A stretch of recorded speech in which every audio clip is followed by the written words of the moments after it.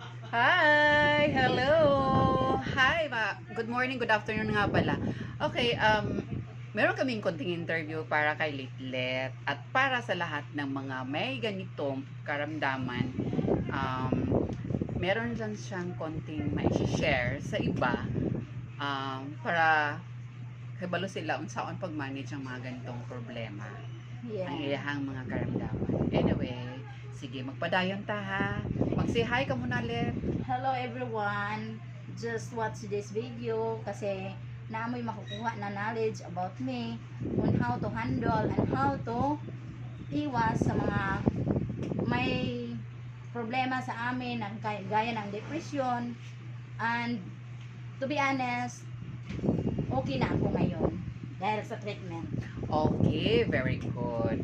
Sige, maraming salamat ha. Okay, then eto ngayon nga sa araw ngayon is makulimlim tungkol sa dahil sa bagyong Perde. Mm-mm. Sus ko dumaan si Bibingka. Nakakatuwa no, pangalan nila Bibingka. Ayan. Okay, first question let okay, iharap natin sa Litlit ang ating camera. Okay. Yes, thank So you. Lit, ano bang ibig sabihin ng bipolar words? Ah, pag sinabing bipolar disorder, ito ay isang uri ng depression. At Mhm. first, makararamdam ka ng insomnia, hindi ka makatulog ng 1 linggo, 2 linggo, at saka mag-gain na ito ng hallucination na yung mindset mo ay magdikta kung ano ang gagawin mo, kung ano unsay imong buhaton.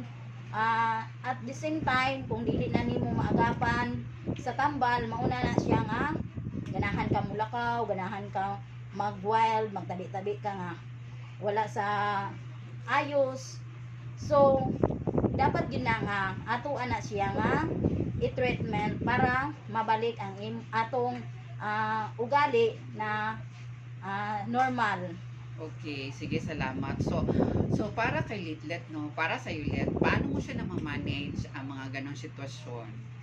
Na na-manage ko unang-una po na nag-pray ako sa Panginoon na Very good. dili lang siya mapalabihan ang akong kondisyon, at kung kung mataki yan, alam ko naman, pero number one is hindi ka makakontrol sa ating sarili.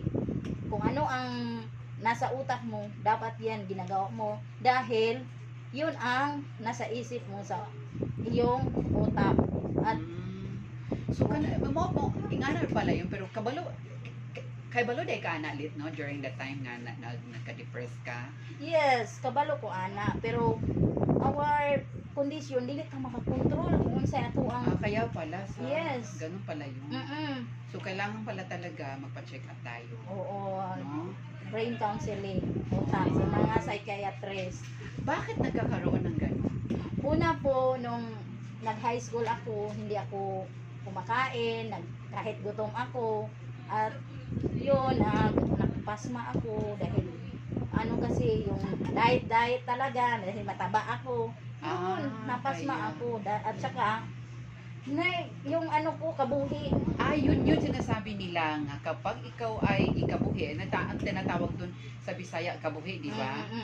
So yun pala, sinasabi nila kapag ang kabuhi daw nimo, Oo, nga hangin. musaka sa utok, yun ang mga mahitabo. Yes. Magkaka-depression ka. Dili nakakontrol.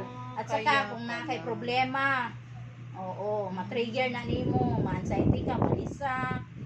Dapat di gyud ka mo adapt anang mga sitwasyon na i-watch out yun na nimo.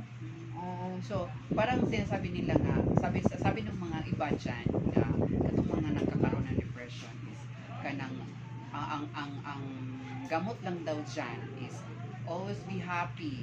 Yes. Happy and kanang full stomach, no? Yeah, kumakain ka talaga. Hindi ka dapat nagpapagutom. Dahil pag napasma ka, yung immune system mo bagsak. Dumadown. Yeah, hindi na gumagana. Kaya Kaya ang utak pala. yung punteriya. So mahal ba ya ang check-up anak kanang Let? Ginaunahan po ay nagpa-check up kami, dinala ko sa espesyalista ng doktor ng aking mga magulang, kapatid, doon sa Veles Hospital. Mahal talaga, pati gamot, mahal talaga. At yun, pumunta kami buwan-buwan doon. So ang kuan ha kanang di ba sa una dati Let nagpapa-check up kayo as kuan kanang diha sa center? Oo. Anong sinasabi nila? Dapat daw mag-injection ka ako buwan-buwan. So pag na-private ka, mahal daw yun. Mahal talaga yun. Babayad ka na sa check-up fee mo. My At goodness. yung mga Sakit pang mayaman man pala yan. Yeah, sige. Ano. So ayan. So ang tanong ko lang no, Let, ano ang dapat na treatment ang ginagawa mo sa ngayon? Yung una muna. Kasi ngayon, okay na. Okay. Nung una, ng last inatake ko, nung una, yung mga, ang family ko ay talagang guided sa akin. Hindi ako nila pinabayaan. Dinala ko nila sa RHU at pina-injikan dahil nung naano sa akin kanang nahitabo mo trigger siya pag manganak ko. At last na panganak sa ako na-depress talaga ako kasi hindi ako makatulog. Pagkatapos ng panganak, hindi ako makatulog. Gusto Kasi ko palagi matulog. nag-quit si ano eh. Sige palagi nanguhit. Ayun. Hindi talaga, uiyak na lang talaga ako kasi gusto kong matulog pero yung isip ko ay Luzon. Litong-lito. Luzon, Visayas, Mindanao. Pati naman. Pilipinas. Okay ka pa dyan. Okay. Oo, Kaya, tapos pero Let, kabalo ka, hindi lang man ito isang beses, dalawang beses ito nahitabo sa imo nga. Grabe ang imuhang depression last time is una at pangalawa kasi sa tuwing nagbubuntis ka at after na mga anak, nagde-depress ka talaga. yes, dahil sa hormones na hindi balance ang hormones ko. Kasi nung nagbuntis ako, hindi ako in-stop ang medication ko, hindi pwede mag-inom ng gamot dahil nakasama kay baby.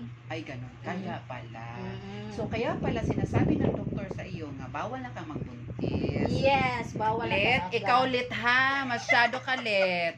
Sige ka panguhit. Sa ngayon, okay na ako kasi hindi na ako magbuntis, hindi na mag-trigger yung ko. So, anong ginagawa mo? Ba't di ka na magbubuntis nga pala? Ay, di magpalagit. Naglaygit na di ay ka Let? Yes, Yung sa feelings. ay, okay naman. Todo-todo na. Unya. Kasi naglaygit ni mo Let. Yung OB-GYN ko na nagpampanak sa akin sa Taga saan? Dr. Rokita, doon sa Diparini. Oy, sosyal! Maraming pambayad. Kasi nagbayad. Siyempre, tulong-tulungan sa kapatid ko, lalo na sa magulang ko. Nakulit Na ka. maraming salamat talaga. Nakulit. Oo. Magpapa-private kami ng hospital. Tapos kung sakaling naging kapatid kita, naku, day. Di ko mutabang ni mo kaya nung na-private ka. Mura government ba? Oo. No, sa una kasi, no PhilHealth kung private ka. Yeah. Karon, pwede na kahit Pwede. saan. Dahil, Thank you sa PhilHealth. Thank you.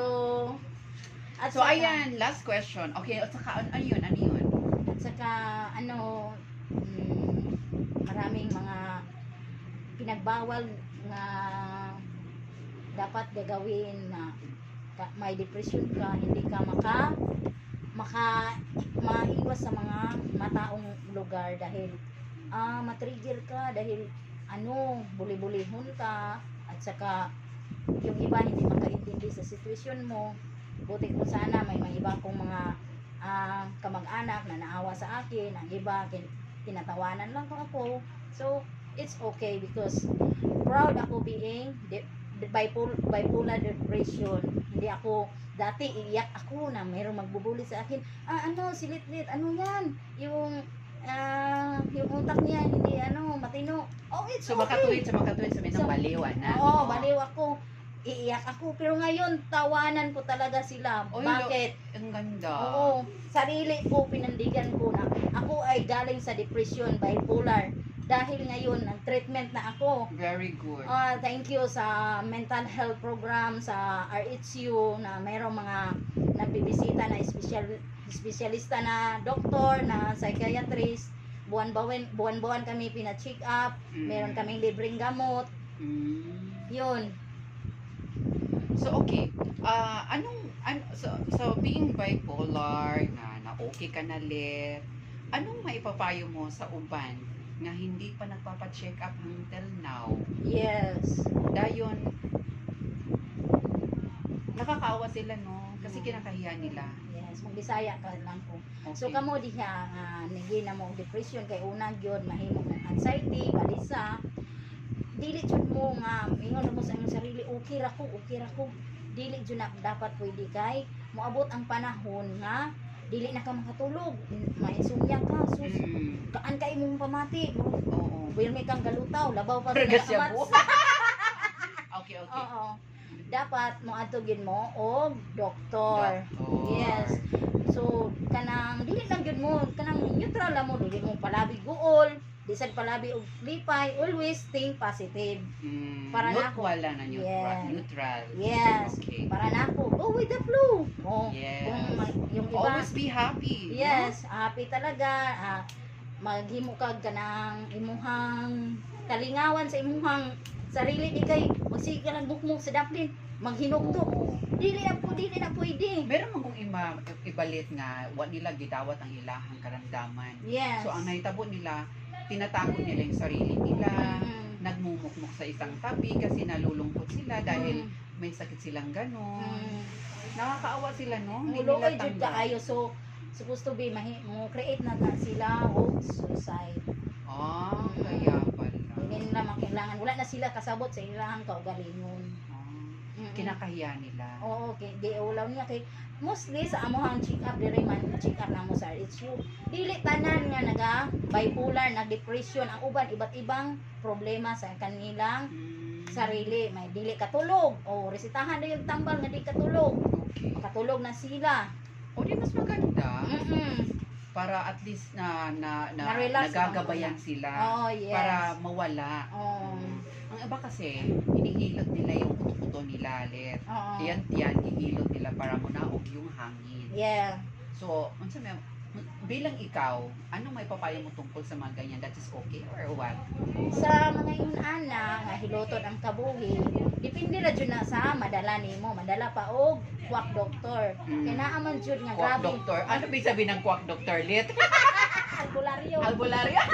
Quack. Okay. Alright. sige. Madala pa nila og kanang hilot ang kabuhi. So ang hunahuna ana mausa na.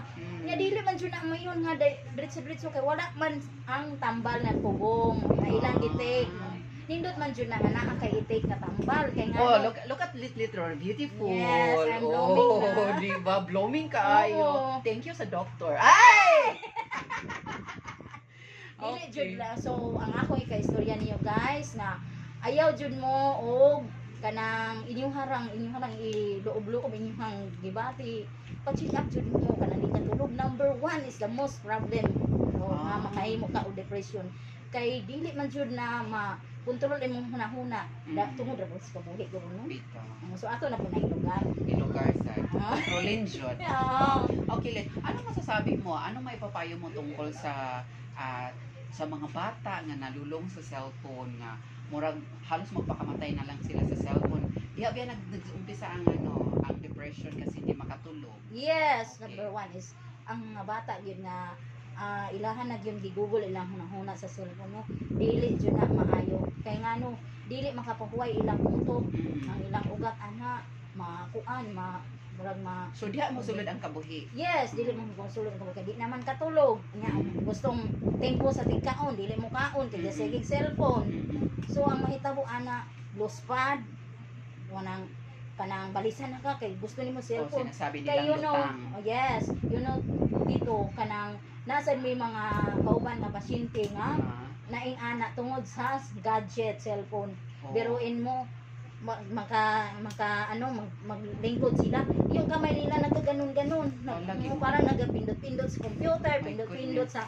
sa cellphone. Wa na sila, naging talaga siya. Sira na talaga siya. Wala na ay kuan pahuway ilang utok. Mm. Oo. So, okay, salamat kaayo. Yun lang mga ipapayo natin. No, Let. Ako din, actually, hello, hi. Meron sa side ko, meron din akong maipapayo sa mga may ganyan, ano. Yes. Huwag natin ikahiya. Kasi Yeah. number one, siya ang sisira sa imo kung ikaw, ikakahiya mo, mas lalo kang maging Loan.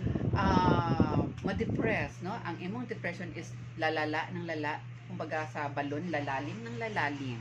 Yes. No? So, kailangan magpa-check up talaga. Hindi natin ikahiya kasi normal lang naman yan because dahil sa atong kabuhi, no? Mm. Pero kung kaya nimong magpahilot, magpa-check up, go ahead. Kasi kailangan jud na nga kanang magkuanta, asikaso ta sa akong kagalingon.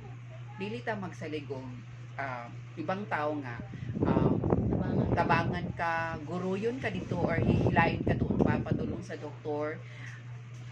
Make your own, na? Kanang dili ka magpadala sa mga ganong problema. Tabangan nato ang Oo. kagalingon. Oh, help yourself. Serve yourself. Di ba? Yeah, the number one, of course, prayer. No? Mag-prayer ka, read the Book of Mormon. Of course! Yeah. Okay, maraming salamat. Yan lang po. Bye-bye.